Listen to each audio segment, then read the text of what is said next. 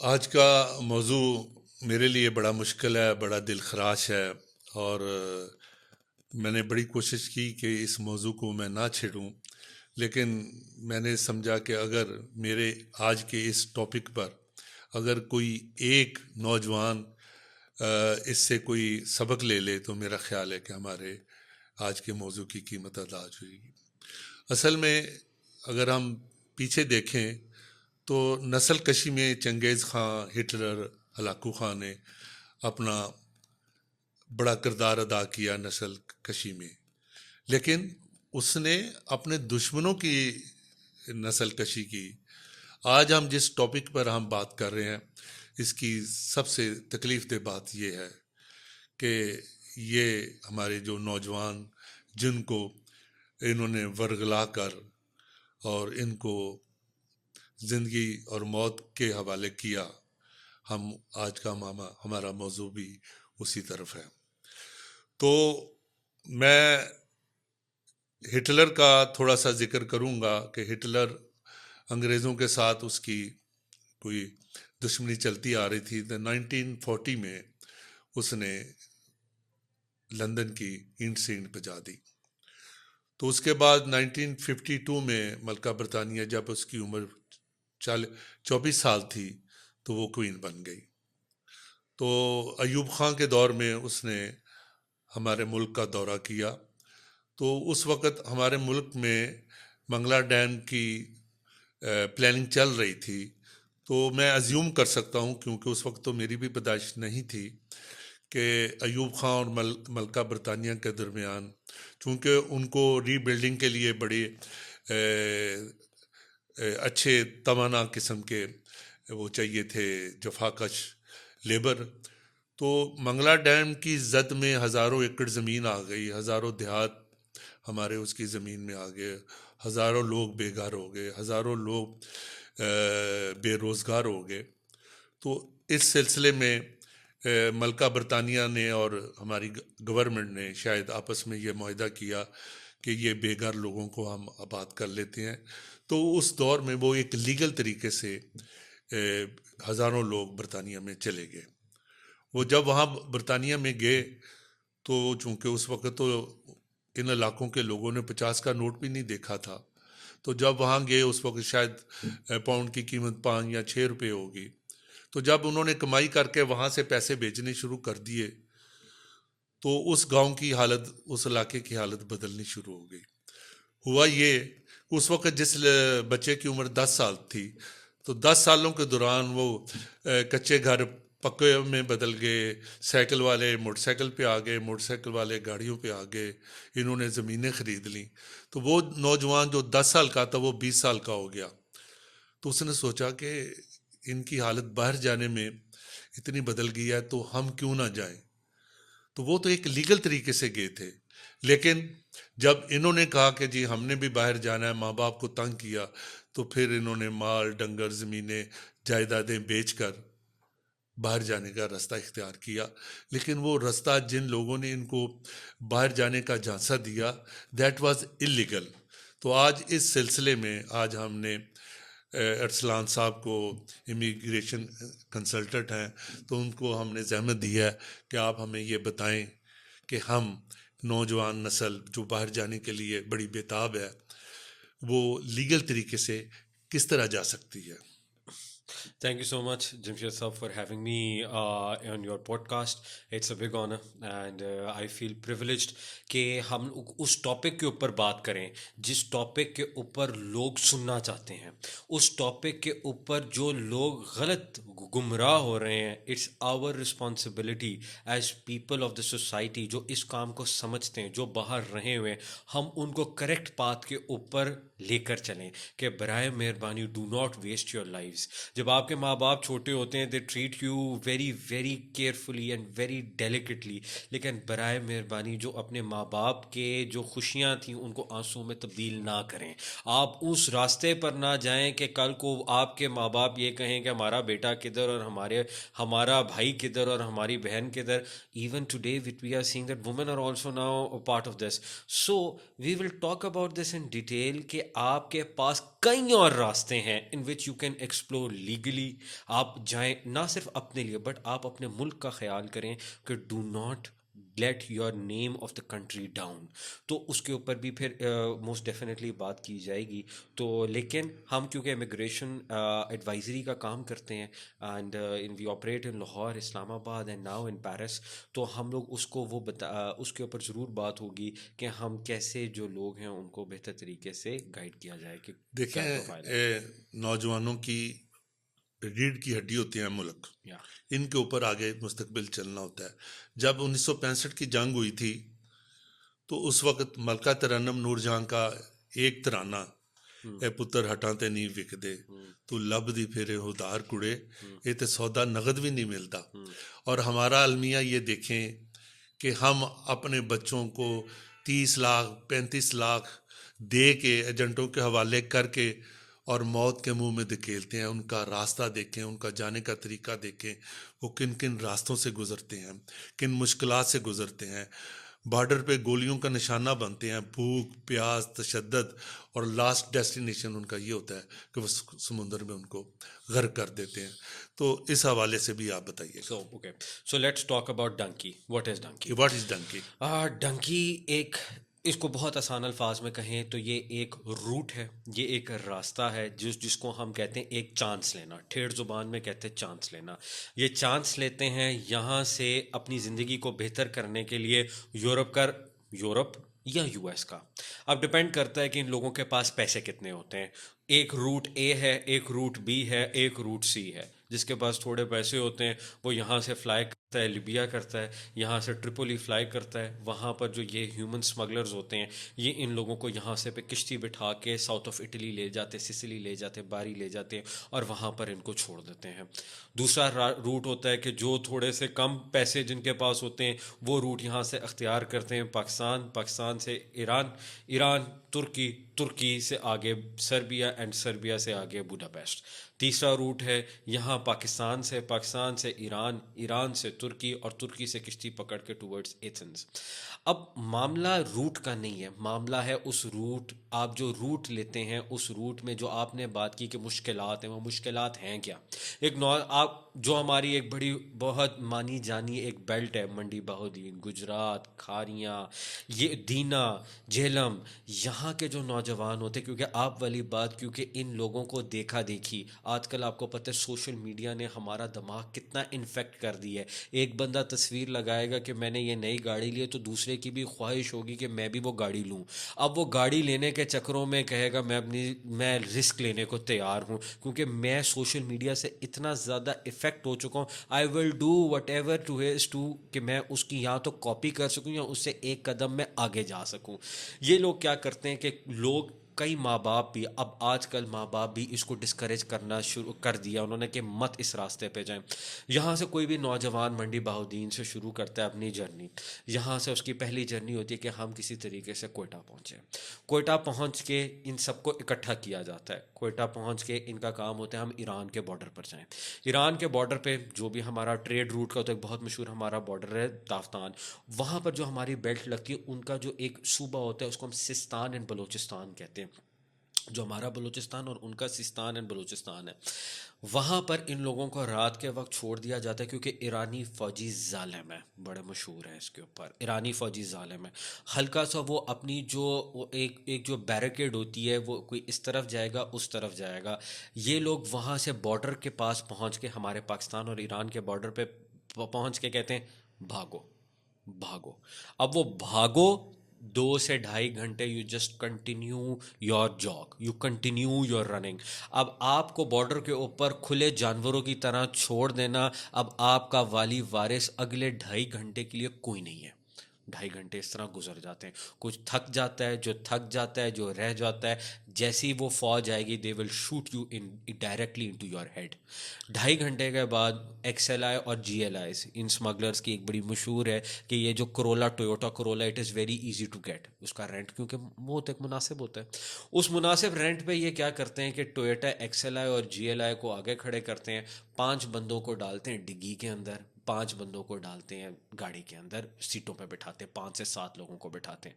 अब आप ये सोचेंगे कि डिग्गी में तो एक बंदा नहीं आ सकता, ये 5 लोग कैसे आ सकते हैं? ये एक दूसरे के ऊपर डाल के, क्योंकि डिग्गी खोलते हैं, अब आप खुद अंदाज़ा लगा लें जितनी बूट स्पेस होगी उसमें सांस कैसे आएगा, विच इज़ वेरी, कैसे आ सकता है? लेकिन उन 5, क्योंकि कैपेसिटी नहीं होती है, पैसे उस हिसाब से इन लोगों ने चार्ज किए होते हैं। वो XLI और GLI इनको फिर आगे ले जाती है, फिर इनका काम होता है कि किसी तरीके से हम तुर्की के बॉर्डर पर पहुंच जाएं।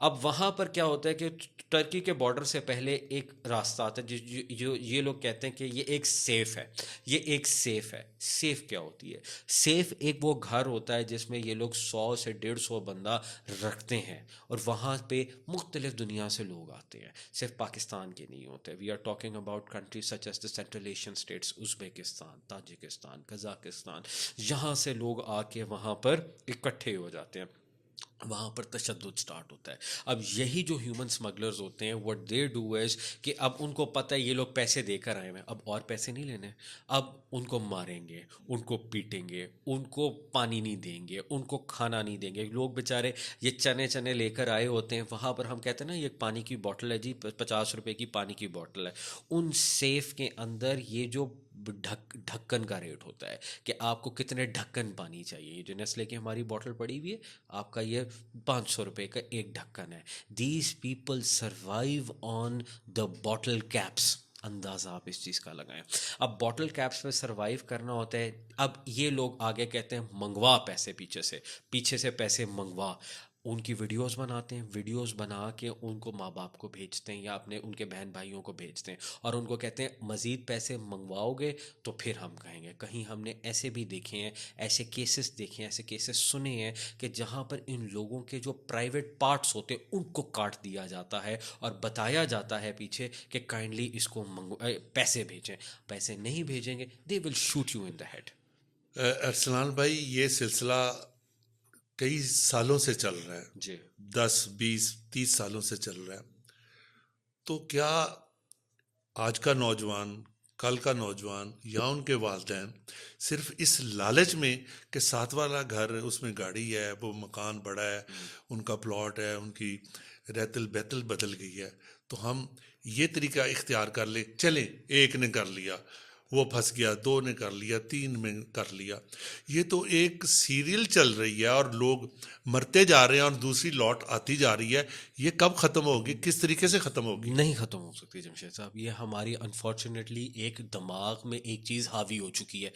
कई बंदे आपको मिलेंगे जो आप कभी उस बेल्ट की तरफ आप जाएं, क्योंकि हमारे पास जब ये लोगों की हमें स्टोरीज पता चलती हैं, हमें ये पता चलता है, तो मैं क्योंकि I have actively run strong campaign मैं करता हूँ कि बराए मेहरबानी कुछ 6 महीने अपने अंदर स्किल हासिल कर लें और उस तरफ चलें, ना कि इस इलीगल रूट के ऊपर। आपकी जो बात है, कई लोग एक एक, क्योंकि ज़ाहिरी बात है हर बंदा जो जाएगा, चले वो अगर ज़िंदा भी बच जाता है, उसको ये लोग वापस डिपोर्ट कर देते हैं। जब ये लोग डिपोर्ट करते हैं, वो कहते हैं हम एक और बार डंकी मारेंगे। ये लोग, कहीं आप ऐसे लोग मिलेंगे जो 10 से 12 दफ़ा डंकी मार चुके हैं और फिर पाकिस्तान में बैठे हुए हैं, 10 to 12 times. They don't care about their life. ये कौन है? पहले हमें आइडेंटिफाई करना चाहिए ये लोग कौन है जो डंकी मारते हैं। ये वो लोग हैं, आम मजदूर आदमी हैं, जिसको कोई 40 50 60 हज़ार रुपए पे वो काम कर रहा होता है। अब तो आप एक ऐसे अफ्लुएंट फैमिलीज़ को देख लें, नाउ देर आर प्रोग्राम्स, ये बहुत अच्छा काम रेड क्रॉस वाले कर रहे हैं, इवन यूनाइटेड नेशंस ने, ये जो UNHCR ने बड़े प्रोग्राम्स फंड किए हैं कि जिसमें वो लोगों को बता रहे हैं, और हम भी एक part of, we work closely with the United Nations, और हम इसमें बताते हैं कि यार don't go into this route. लेकिन हम लोग जो आज हम अपनी स्टेट के अंदर करप्शन देख रहे हैं, जो हम अपनी स्टेट के अंदर एक लॉलेसनेस देख रहे हैं, जो ये क्यों है? देखा देखिए, उसके पास पैसा है तो मुझे हर वो तरीका चाहिए जिससे हम पैसा बना सकें। फॉर एग्ज़ाम्पल 100 लोग गए हैं, 90 लोग इधर उधर अपनी जान की बाजी हार गए हैं, 5 लोग डेस्टिनेशन पर पहुंच गए हैं, फॉर एग्ज़ाम्पल बरतानिया पहुंच गए हैं। तो मुझे आप ये बताएं बरतानिया में क्या इलीगल आदमी काम कर सकता है? कोई मालिक वहाँ से, तो अब मेरा ख्याल है कि कोई 10,000 से 50,000 पाउंड फाइन है उस मालिक को जिसने इलीगल बंदा रखा होता है। फिर उनकी रिहाइश, खाना, ट्रांसपोर्ट, अगर आप सारे मराहल से क़यामत से गुजर कर आप वहाँ पहुँच जाते हैं, फिर आपकी ज़िंदगी फिर कोई आसान है? वो तो मैं आपको एक बात बताता हूँ। पहले हम बात करते हैं कि वो जो 100 लोग हैं वो कितने लोग कहाँ पर मरते हैं। ये बड़ी खूबसूरत बात है करने वाली। फिर देखेंगे कितने लोग पहुँचते हैं। 100 बंदा अपनी यहाँ से जर्नी शुरू करता है। पहली बात ये जो मैंने आपको बताया कि 2 से ढाई घंटे की भागेंगे। 2 से ढाई घंटों में आप समझ लें कोई 30 बंदा तो वहीं पे रह जाता है। उसके बाद जब ये टर्की पे पहुँचते तो टर्की में जाना इतना आसान नहीं है। आप जब वहाँ पर जाएंगे, एक बहुत लंबा, एक बहुत बड़ा पहाड़ है जिसको बड़ा मशहूर कहा जाता है। वहाँ से ये लोग वो ठंड के अंदर, विंटर्स के अंदर जो करते हैं वो तो इम्पॉसिबल है। समर्स के अंदर भी आप देखेंगे वो एक बर्फ़ का पहाड़ होता है, वहाँ पर जाना पड़ता है। वहाँ पर they will be buried, you will see a lot of Pakistanis. हर बंदा तो पहाड़ को क्रॉस नहीं कर सकता। वहाँ पर कहीं लोग अपनी मौत से अपनी जान से हाथ धो बैठते हैं। फिर जब अगर टर्की जिन्होंने क्रॉस कर लेते हैं, मतलब आप लगे 70% लोग इस वक्त चले गए, जो 30% रह जाते हैं, अगला उनका मरहला आ जाता है टूवर्ड्स ये जो किश्ती के रास्ते में। और किश्ती का रास्ता अब ये इतना फेमस हो चुका है कि उसमें बचने के चांसेस आपके कितने माइन्यूट है। चले चलते करते कराते कोई बंदा वहां पर अब पहुंच जाता है। अब डेस्टिनेशन क्या है। होगा? अब क्या होगा? अब क्या होगा? अब क्या होगा? अब कुछ नहीं होगा। या तो आप पकड़े जाओगे, दे आर नॉट स्टूपिड। या ज ज अब आप ये देखें, जो सर्बिया का बॉर्डर है हंगरी के साथ, हंगरी क्योंकि आता है शेंजन जोन के अंदर। जर्मनी जो है, Germany is one of the strongest economies in Europe. It is the strongest economy in Europe. तो उन्होंने बॉर्डर की री की, बॉर्डर की री करके ये जितने इलीगल लोग थे उनको इन्होंने वापस डिपोर्ट कर दिया। चलिए आप जर्मन से भी बच जाते हैं, आप कहते हैं मैं पहुंच गया, मेरे से बड़ा कोई पहलवान नहीं है, ठीक है। अब क्या होगा? अब आप वहाँ, देर इज़ नो फर्म, कोई भी कंपनी आपको हायर नहीं करेगी। आप क्या करेंगे? आप वहाँ पे बर्तन मांजेंगे। आप क्या करेंगे वहाँ पर? आप वही काम करेंगे। पाकिस्तान से भी आपकी बदतर हालत होगी, क्योंकि आपको उन्होंने 200-300 यूरो पर रखेंगे। आपका खर्चा ही 200-250 यूरो होगा। आपको बचना वही है जो आप पाकिस्तान में बचा रहे हैं, जो 20 से 25 हज़ार रुपया होगा। और वही आप अपनी फैमिली को भेजेंगे और वो कहेंगे ये तुमने भेजा है, ये तुमने किया है। आप अपने आप को सस्टेन नहीं कर सकते जब तक आपका कोई लीगल रूट नहीं होगा। कोई ऐसा हाल बताएं कि ये जो वबा फैली हुई है, मैं तो इसको वबा कहूँगा, बिल्कुल है। डंकी के ज़रिए जाने की, इसको हम गवर्नमेंट को भी छोड़ दें। क्या हमारा दिमाग, हमारी अकल, हमारी सोच ये काम नहीं करती कि हम अपनी मौत का सामान, अपनी मौत को पैसे देकर खुद ही खरीद रहे हैं और खुद ही अपनी कब्र खोद रहे हैं? अब जो ये लोग पैसा इन स्मगलर्स को दे रहे हैं, वही पैसा ये अपने ऊपर भी इन्वेस्ट कर सकते हैं, इधर ठीक है। पाकिस्तान में काम हो सकता है 30-40 लाख में। अब आपकी ये भी चले कहते हैं कि अब उनकी रट लग गई, उन्होंने जाना ही बाहर है। जाना ही बाहर है। कोई मसला नहीं। आप ये 35-40 लाख रुपया, अब पहले 10 लाख रुपया अपने ऊपर लगाएं। वो कैसे लगाएं? पहली बात, अपने आप को ग्रूम करें। यस। Groom your self. कोई ज़ुबान सीखें, कोई अंग्रेज़ी सीखें, या अगर आपने जर्मनी जाना है, अब आपको पता है यूरोप में डिफरेंट ज़ुबानें बोली जाती हैं, आप वो वाली लैंग्वेज सीखें। 3 रूट होते हैं बाहर जाने के, बड़े सिंपल से रूट होते हैं। पहला रूट होता है कि आप किसी स्टडी वीज़ा के ऊपर चले जाते हैं। स्टडी वीज़ा होता है, आप दाखिला लें, आपको दाखिला मिल जाता है on the basis of your language. आप अपनी पढ़ाई को कंटिन्यू कर सकते हैं। कोई नहीं कहता कि अब आप 40 साल का, तो पहली बात नौजवान डंकी मारता ही नहीं है। डंकी मारता है आपका from the age of 16 to the age of 32। इस एज के अंदर आप अपने ऊपर पैसा लगा के कोई लैंग्वेज, कोई स्किल हासिल करें। आप ये लैंग्वेज स्किल हासिल करके कोई प्रॉपर यूनिवर्सिटी के रूट के ऊपर आप अप्लाई करें। देयर आर यूनिवर्सिटीज़, क्योंकि देखें वेस्टर्न कंट्रीज़ का काम होता है ये स्टडी को एक्सपोर्ट करते हैं, ये अपनी सर्विसेज को एक्सपोर्ट करते हैं। जब आप एक्सपोर्ट करते हैं तो आप स्टडी वीज़ा हासिल कर सकते हैं। आपने नहीं करना, कहते हैं ले मैं तो पढ़ा नहीं आता, मैं कितने यूनिवर्सिटी पढ़ूंगा, मुझे तो पैसे चाहिए। कोई मसला नहीं है। आप जॉब अप्लाई करते हैं, आप कहते हैं जी मुझे किसने जॉब पर रखना है, मैं तो यहाँ पे कुछ कर ही नहीं रहा। कोई मसला नहीं है। जो थोड़े से अफ्लुएंट लोग हैं, अभी ये मोरक्को के अंदर एक बोट, फिर हमारा 55 लोग 55 लोग मारे गए हैं, इसमें हमारे पाकिस्तानी भी बड़े थे। अब ये लोग 40-40, 50-50 लाख रुपया जो आपने वहाँ पर इन्वेस्ट किया हुआ है, आप लोग काम क्यों नहीं करते? आप लोग कारोबार क्यों नहीं करते? इतनी सिंपल सी बात अगर किसी के मोटे दिमाग में नहीं आती, तो फिर ये हमारा फ़र्ज़ बनता है जो सोसाइटी में, चाहे वो डिफरेंट हमारी गवर्नमेंट की एजेंसीज़ हों या हमारे रेड क्रॉस और यूएनएचसीआर बहुत ब्यूटीफुल काम कर रहा है, और वो डिफरेंट पार्टनर्स को ऑन बोर्ड लें, स्पेशली इमिग्रेशन एडवाइजर्स जो प्रॉपर रजिस्टर्ड और लीगल काम कर रहे हैं, वो एडवाइस करें कि अब फॉर एग्जांपल आप एक बाहर जाके एक छोटा सा कबाब शॉप खोलना चाहते हैं सेंट डेनी के अंदर, पेरिस की बिल्कुल आउटसाइड के अंदर, you can get a good restaurant for 20,000 Euros. 20,000 Euros कितना बनता है? 60 लाख रुपया बनता है। आप अगर 50 लाख रुपया दे रहे हैं अपनी मौत को दावत करने के लिए, तो आप 75 लाख रुपए के लीगल रूट से काम क्यों नहीं करते?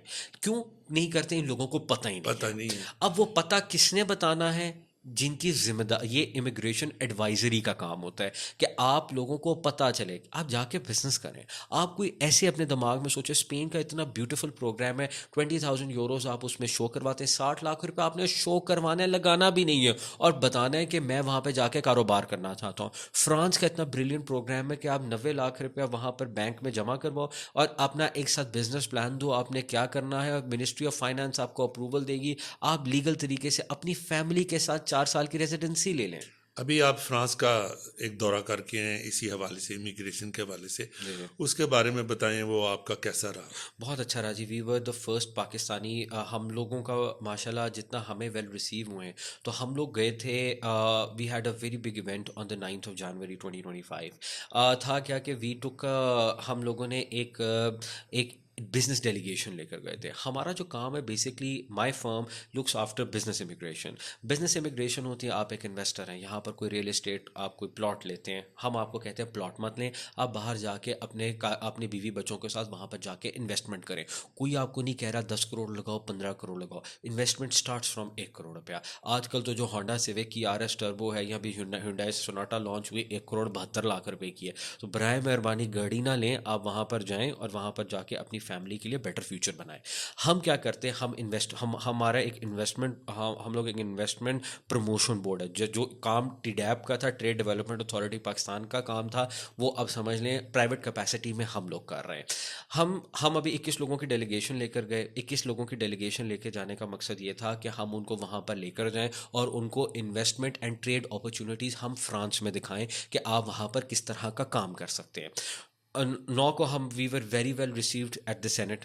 अब कोई भी यहाँ पे जो बिज़नेस डेलीगेशन जाती है, तो उसको वो रिसीविंग नहीं होती जो उन्होंने हमारे साथ की। We were well received at the Senate. Senate में जाके उन्होंने हमें बताया, उन्होंने हमें दावत दी कि हम जो पाकिस्तान फ्रांस का एक फ्रेंडशिप सेल है उसको हम रिवाइव करते हैं, और हम बिज़नेस एडवाइजरी आपको डिफरेंट लोगों के साथ कनेक्ट करवाएंगे, विच वॉज वेरी गुड। कि गवर्नमेंट लेवल के ऊपर, senate is eight government level के ऊपर अगर पाकिस्तान के बिजनेसमैन को फैसिलिटेशन मिल रही है, और हमें क्या चाहिए। So we did that. उसके बाद we signed an agreement with edit and ESL. ये क्या इदारा है? आप फॉर एग्जांपल करते हैं चावलों का कारोबार करते हैं, अब आप कहते हैं यार मैं तो इधर 11-21 कच्ची कायनात का कारोबार पकड़ करता हूँ, जलालपुर भटिया से मैं चावल मंगवाता हूँ और इधर अकबरी मंडी में मैं बेचता हूँ। अब आप कहते हैं यार मैं ना एक्सपोर्ट भी करना चाहता हूँ। अब आप कहते हैं सबसे एक्सपोर्ट का मेन क्या होता है? आपको गाहक चाहिए। गाहक होगा तो आप एक्सपोर्ट करेंगे, वरना आप क्या करेंगे? अब जो एडिट एंड ईएसएल का ग्रुप है, ये आपको क्लाइंट्स के साथ इंगेज करवा कर देता है। हमारे अभी एक क्लाइंट गए थे, रावलपिंडी के थे। उनका क्या हुआ कि वो चावलों का कारोबार करते थे। उन्होंने वहाँ पर जो अपना चावल है वो कितने में 2.1 यूरोस के अंदर ट्रांजैक्शन करवाई है। जब आप 2.1 को देखते हैं, ये 600 रुपया बनता है मोटा मोटा, 600 रुपये पर केजी। और आपको भी पता है पाकिस्तान में यहाँ पर ए क्वालिटी चावल का रेट क्या है। आप फ्रेट डालेंगे, आप उसके ऊपर वैट डालेंगे, आप चार्जेस डालेंगे, आप फिर भी एक सिग्निफिकेंट मार्जिन ले लेते हैं। आप उसका कारोबार करें, ये काम आपका, क्लाइंट ढूंढना आपका काम नहीं है। जिस बिजनेस जो आप, हमारी जो एक trade and investment promotion bureau है, जब आप उसके साथ लेंगे तो ये काम फ्रेंच बॉडीज़ का है कि वो आपको क्लाइंट ढूंढ कर देते हैं। हमारे एक क्लाइंट थे, यहाँ सर गए थे, उनकी एक आईटी फर्म थी। उनको था कि उनको बिज़नेस डेवलपमेंट चाहिए थी। वो बिज़नेस डेवलपमेंट उनको किसने लेके दी? फ्रेंच इन्वेस्टमेंट ब्यूरो ने लेकर दी। तो ये पूरा बना कर गए। अभी हम लोगों के 21 वी नेक्स्ट बैच हम लोग अभी ईद के बाद लेकर जाएंगे। उसके अंदर भी ये है प्रमोशन ऑफ बिजनेस। आप एक रेस्टोरेंट खोलना चाहते हैं, we have the opportunity for you.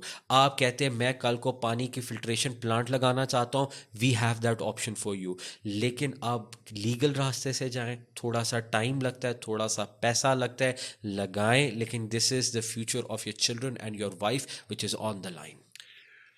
देखें, ये जो फिर हम डंकी की तरफ आते हैं, ये एजेंट जो लोगों को इस तरह वर्गला के उनको इस रास्ते पे डालते हैं, तो इसमें रियासत का क्या रोल है? बहुत रियासत बड़ा होता रियासत को नज़र नहीं आता कि ये लोग, ये एजेंट, ये कौन है, ये मौत के सौदागर कौन है?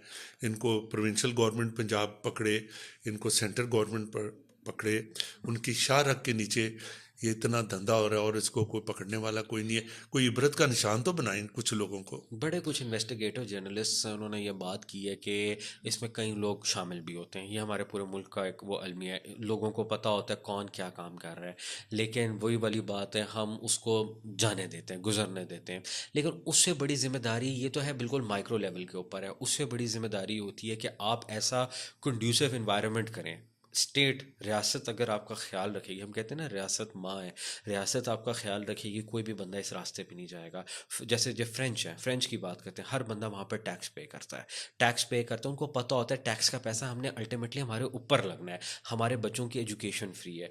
वहाँ पे जो असातिज़ा होते हैं वो आपके वो बच्चों को मुल्क का असासा समझते हैं, उसको उस तरह ख्याल रखते हैं, उनकी एक छींक के ऊपर they get their eyebrows raised. आपके बच्चे के ऊपर हल्का सा भी होता है, वो माँ बाप के ऊपर सवाल उठाते हैं कि आप अपने बच्चों का ख्याल नहीं रख रहे। अगर आप ख्याल नहीं रख सकते तो हमारे पास डिफरेंट बॉडीज़ हैं, वेलफेयर बॉडीज़ हैं, हम बच्चों को उनके सपोर्ट कर देते हैं।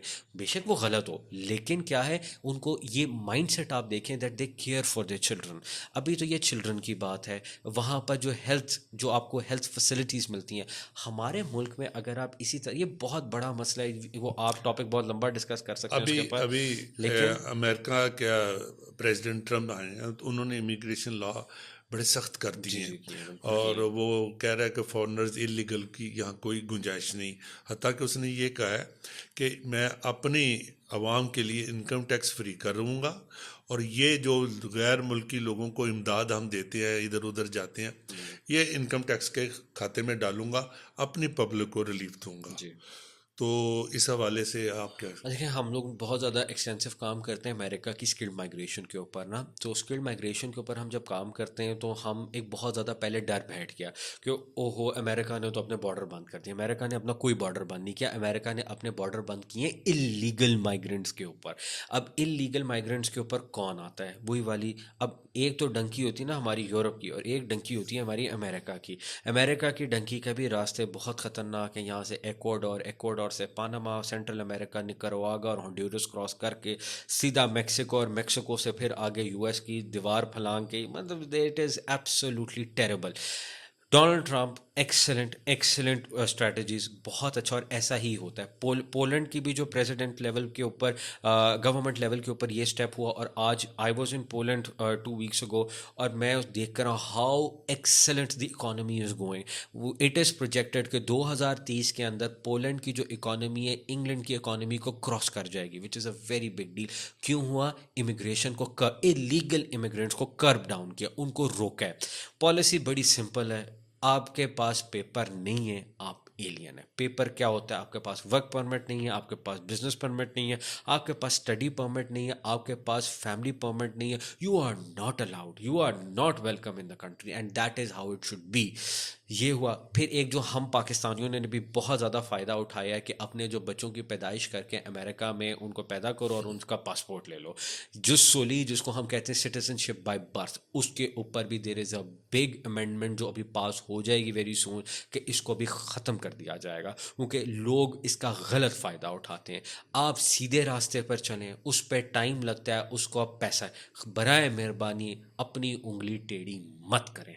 टेढ़ी उंगली करेंगे, ये उंगली टूट जाएगी, और फिर आप कहेंगे ओहो साढ़े नाल ते फ्रॉड हो गया। We should stop it that. मेरा ख्याल है कि जो बातें आपने कही हैं, जो बताई हैं, अगर लोगों ने इसको गौर से देखा, पर्टिकुलर्स बाप को और बेटे को, ये दोनों को इकट्ठे बैठ के ये पॉडकास्ट देखनी चाहिए, बिल्कुल। फिर उसको फैसला करना चाहिए कि अल्लाह ताला ने ज़िंदगी दी है अच्छे तरीके से गुजारने के लिए, ना कि आप ज़िंदगी को मौत में खुद बदलते हैं जी। तकलीफ़ों के साथ, पैसे दे के साथ। मैंने तो ऐसी जहालत कहीं नहीं देखी। मैं 5 मिनट लूँगा और इसको मैं पैगाम पहुँचाना चलें चाहूँगा। लास्ट पैगाम दे दें। देखें, आपकी ज़िंदगी, वो कहते हैं ना, ज़िंदगी एक बार, you are never going to come back into this life ever again. Again नहीं मिलेगी। अपनी ज़िंदगी की कदर करें, अपने माँ बाप को देखें और उनकी कदर करके अपने दिमाग के अंदर ये चीज़ बिठाएं कि मैं इस दुनिया में अगर मेरी कोई कदर नहीं है ना, तो मेरे माँ बाप ही मेरी कदर करते हैं। अब वो देख के सबसे पहले टाइम लें, अपने ऊपर इन्वेस्ट करें। खुदा का वास्ता है, जो किसी और को पैसे देने, अपने ऊपर इन्वेस्ट करें। आपको कुछ नहीं आता, आप ठेठ आदमी हो, आप नहीं कुछ कर सकते, आप लूले लंगड़े हो, कुछ नहीं कर सकते, फिर भी बाहर जाने की ख्वाहिश रखते हो, सऊदी चले जाओ, यूएई चले जाओ, ओमान चले जाओ, खलीजी रियासत लीगल चले वे जाओ, से। लीगल वे से चले जाओ और वहाँ पर अपने आप को मज़ीद ग्रूम करके फिर यूरोप के रास्ते पे चले जाओ। ये करो, नहीं कर सकते, अब आप आ जाए उन लोगों के ऊपर जो फिर भी जो 40-50 लाख लगाता है, उसकी कोई ना कोई तो वक़्त होती है। आप अपने ऊपर पैसे लगाएं, अपनी स्किल के ऊपर पैसे लगाएं, अपनी ज़ुबान के ऊपर पैसे लगाएं। कोई अब इतना डिजिटल मार्केटिंग हल्का आहिस्ता आहिस्ता, मैंने कई अनपढ़ों को देखा है, बहुत ज़बरदस्त। I want to give it loud shout out to ये जो हमारे इनेबलर्स वाले बैठे हुए, आज़ाद चाय वाला बैठे हुए, आम आदमी को भी इन लोगों ने प्रमोट किया है। आप प्रमोट हों, आप अपने आप को स्किल करो। यूरोप में अभी भी मैं कहता हूँ, legal migration is very much possible. America में legal migration is very much possible. Work on yourself, investment करनी है, किसी चज के बंदे से बात करें जो आपके पैसे सही जगह लगवाए, सही जगह लगवा के उस मुल्क के अंदर जाएं और अपनी फैमिली के लिए एक बेहतर ज़िंदगी बनाएं थ्रू द लीगल रूट। आप इस दुनिया में वापस नहीं आने लगे। बराए मेहरबानी अपने और अपने घर वालों की कदर करें। बहुत शुक्रिया अरसलान भाई, जिस तरह आपने इतने थोड़े वक्त में और जितनी स्पीड के साथ आपने ये बातें बताई हैं, अगर फिर भी हमें समझ ना आए तो फिर अल्लाह ही हाफ़िज़ है हमारा। बहुत शुक्रिया। थैंक यू जी, थैंक यू।